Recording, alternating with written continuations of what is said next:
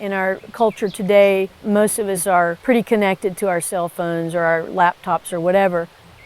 It's nice to disconnect, and if you disconnect from all the noise and all the clutter, it just frees you, it simplifies your life to connect to the things that matter the most. My name is Lisa Mickey. I live in New Smyrna Beach, Florida. I'm a freelance writer and a Florida Master Naturalist. I work at the Marine Discovery Center. I love to get in the kayak and just go paddle. I tell my friends that sometimes I go to a place that's so quiet you can hear the oysters snap shut. Nature's just always been important. You know, it shaped my childhood, it shaped what I wanted to do in my life. So I think nature just opens up this amazing book and teaches you. It just teaches you every day, every way you turn. Death of a Naturalist by Seamus Heaney. All year the flax stem festered in the heart of the townland. Green and heavy-headed flax had rotted there, weighted down by huge sods. Daily it sweltered in the punishing sun. Bubbles gargled delicately. Blue bottles wove a strong gauze of sound around the smell. There were dragonflies, spotted butterflies, but best of all was the warm, thick slobber of frog spawn that grew like clotted water in the shade of the banks. Here every spring I would fill jam potfuls of the jellied specks to range on window sills at home, on shelves at school, and wait and watch until the fattening dots burst into nimble swimming tadpoles.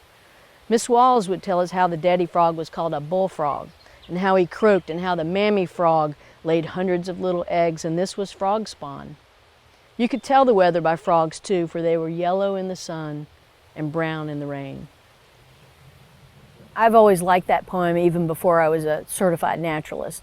And I think the reason I liked it was the poem sort of is spoken through a child's voice. It is fluid. It's kind of that whole water theme and the creatures that live in the water, very much like what I do now. But it's the same feeling, the same reverence for nature and how things live there and how they're a part of our world.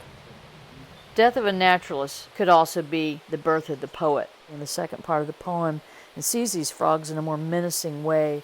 The boy wonders if these giant frogs will take revenge for the tadpoles he's collected. And from the naturalist emerged the poet. You know, when I'm in the kayak by myself, sometimes I just look up at the sky and I'm like, wow, this is almost too good to be real. It's very soothing. It's even spiritual. It's free. It doesn't cost anything, and it's totally satisfying for me.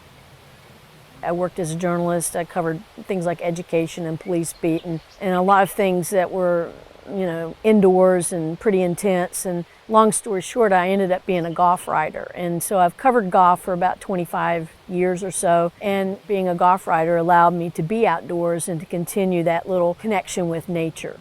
Working as a Florida Master Naturalist at Marine Discovery Center, I'm one of the eco tour narrators. So I do a lot of narration in kayak trips, and then also on a 40-passenger boat eco tour. People really get an understanding of what we're talking about here, the trees, the birds, the various species that live in the saltwater habitat.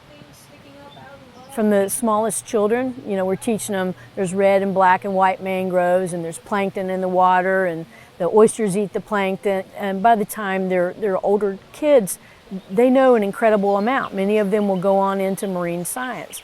You know, the cool thing is with nature, you never know it all. As much as you study, as much as you think you know, if you can teach children these things, their eyes are open, and as adults, they're going to be more attuned to taking care of it for the next generation.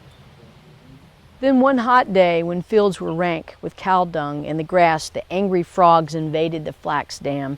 I ducked through hedges to a coarse croaking that I had not heard before. The air was thick with a bass chorus. Right down the dam, gross-bellied frogs were cocked on sods. Their loose necks pulsed like sails. Some hopped. The slap and plopped were obscene threats. Some sat poised like mud grenades, their blunt heads farting. I sickened, turned, and ran. The great slime kings were gathered there for vengeance, and I knew that if I dipped my hand, the spawn would clutch it.